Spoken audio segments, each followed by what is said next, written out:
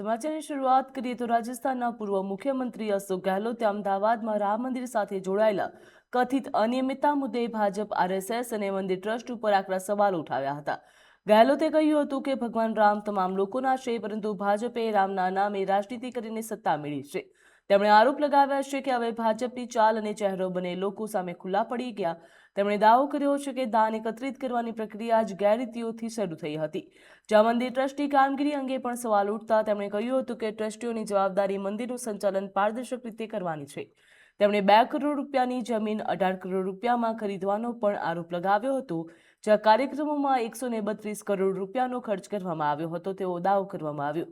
તેમણે વધુમાં જણાવ્યું હતું કે ટ્રસ્ટમાં કોઈ પણ વ્યક્તિ, જેમાં ચંપત રાય અથવા તો અન્ય કોઈ સંકળાયેલા લોકો સામેલ હોય, તેની સામે પુરાવા મળે તો કાયદેસરની કાર્યવાહી થવી જોઈએ। આ સાથે ઇલેક્ટ્રોનિક બોર્ડ મુદ્દે પણ સવાલો ઊભા થયા હતા અને પારદર્શિતા જરૂરી છે તેવું તેમના દ્વારા કહેવામાં આવ્યું હતું।